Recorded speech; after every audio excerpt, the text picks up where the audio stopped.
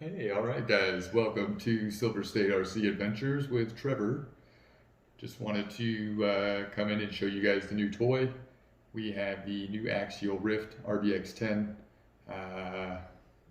newly picked up from the hobby shop today. I went down looking to pre-order the Senduro HD 4x4 and seeing they had one of these in stock. Go ahead and picked it up. Yeah. So I was very surprised to see one in stock, and the sheer shock moment, I was just like, yes, let's do it. So yeah, we walked out with this instead, and maybe in a couple weeks when they get them in, I'll stop by and pick that up, and you'll see a video of the new Senduro HD 4x4 here as well. Kind of things are getting a little serious here now. But went ahead and picked it up in the nice orange color here because I do like bright, vibrant colors. The black was kind of cool as well, but they only did have the orange in stock, so it did make that choice a little bit easier for me. I was like, all right, solidifies it. But yeah, we already went ahead and started without the box here. There wasn't much to it. It was just pop the lid off, the truck's there. Got the Spectrum remote, which will just be added to a shelf because I have a DX5 rugged I'll be using that works with this SR6100. So that's also kind of fun to bind. Ugh. Anyways, so yeah, that won't be used much. It'll just go on the shelf. Then it comes with this bag here with your owner's manual, some AA's, a couple extra plastic pieces here for something. Yeah, looks like some tabs and some screws, so it's probably something that might screw on or whatever. I don't know. We'll figure it out, and I'll post a picture of it later. And then that's it. Kind of bummed there's no like sweet stickers or other swag in there, but it's all good. The truck is cool enough, in my opinion, at this point. But dude, this thing is so cool. It's very large and in charge. The tires say the same deal for you. Very gnarly looking tires here, man. These Super Swamper TSL boggers, dude, they just got so much detail in them. Very awesome 2.2s. Got a good foam in there, vented tires, so that's very nice. It's going to make things very good. Trying to grab some traction and bouncing off stuff when you're just ripping up hills and shredding through stuff all gnarly like, you know. But man, this flex is pretty intense. Yeah. Craziness. Good suspension to it. I also do like these little orange rubber bump stops here in the bottom of them. Looks really cool. It's going to help save your suspension a little bit when you're bottoming out, bouncing off stuff and things like that. Really cool, good looking aluminum shocks, threaded, just full aluminum. Like it looks like you're going to be set. They seem very smooth and fluid. So upgrading to something else might not be necessary. Just like a lot of these RTRs that are coming with some great shocks out of the box now. Good look underneath here. Got your trailing arms, links set up front, all 4 links. 2 aluminum links up top of your trailing arms there. It just looks killer, nice flat skid plate. Lots of clearance just all the way around. Good stuff. Solid looking axle housings here. Yeah, I guess everyone's kind of like saying they're going to be brittle already, but we'll find out. If not, the aftermarket's always a huge support for everything that we get into anyways, at least when you're into name brands like Axial, Traxxas, or Element, things like that. So that's always good. Someone's going to come out with something for it anyways, so I'm not too worried at all. Then you got your front axle mounted servo right here, which is very cool. Aluminum housed with some plastic caps on there. Yeah, very nice, gnarly looking steering bit servo there, dude. That thing is just gnarly looking. That's a crazy horn.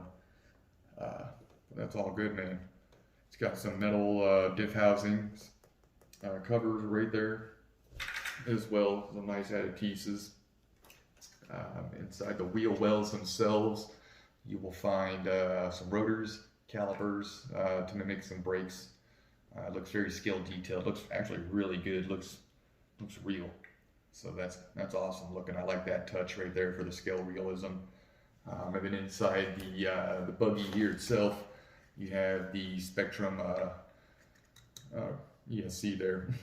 I believe it's a 130 amp ESC. But yeah, it's capable of running 2 to 4S, it says, on the box there for you. So that's going to be very nice. I just recently purchased that Spectrum program card for the system in my Creighton, so that'll be a nice addition to set this truck up as well for me. Yeah, man, that's a very cool touch. I do like that. It looks like it's just kind of like one of your like little computer modules in the center console there for when you're racing and stuff like that. Go ahead and pull these body clips off right here. Open up the battery tray for us. So that's pretty much the only thing you can open up without taking the screws off the side there to actually pull the whole cab off. It looks like you got a decent tray there for any battery selection you've got there. Got a IC5 connector, so it's EC5 compatible, stuff like that, so that's very nice. Fortunately, I don't have a 4S battery, so I'm just going to be running some 3S high voltage batteries in them and see what happens. Should be good enough anyways. I saw someone rip it on a 4S and it looks like it flies, so I'm like, alright, I think 3S will be good for today's video when we go out and rip it at the little local bash dirt bowl we rip in all the time. So yeah, definitely look to some video of this thing ripping after my little rundown of the truck, which is going to be pretty simple because I mean everyone else has a pretty good detailed video of what thoroughly is into the truck. I'm just kind of going a little rough overview, giving you my flavor of it, stuff like that. Yeah, as always, you're going to see these new toys I purchased on the channel, so I might as well introduce them. I think this one right here is going to go after my new favorite wrestler in the AEW right now. Oh man, which I cannot seemingly remember his name right now because I'm put on the spot while I'm recording, but you guys know who I'm talking about. Well, Orange Cassidy. Yeah, the guy with his hands in his pocket all the time doing missile drop kicks and cool stuff like that with the sunglasses on. So I think we have a name for this truck. I think this will be Orange Cassidy. But yeah, man, this thing's cool. I like all the travel. I wanted something different because you do see that I have kind of almost 2 of everything. I have 2 bashers, 2 crawlers, 1 drift car, 2 minis, and then I guess one of the bashers doubles as 2 short course vehicles also, because I do have a low C triple XCB, which hasn't been on the channel because I'm kind of scared to break it. Just ripping around and things like that, because if something does break, parts are very limited. So I do have to be careful with that car. I'm just trying to find like a good time to really pull it out for some good fun videos. But enough of that being cool. But yeah, I just kind of like, I wanted something different. Rock racer, bouncer, hill climb, challenge type vehicle, something I could just, we have a lot of cool terrain to go do that type of stuff with this truck. So, you know, pulling into a Spectrum like this was really good. Plus I do like off-road trucks. In the real world, I've been into sports cars and racing cars and things like that. So when it comes to the RC stuff, I like to do the alternate spectrum of what I do in real life. Because yeah, I just don't have all the awesome money in the world to support an off-road hobby, on-road hobby, and then the RC hobby on top of all that too. So, which I'm kind of just retired from the race stuff anyways with the car anyways. So I'm just concentrating on enjoying RC stuff and going on adventures in my sweet little Subaru. But yeah, this is my rough overview of the new Axial RBX10 Ryft.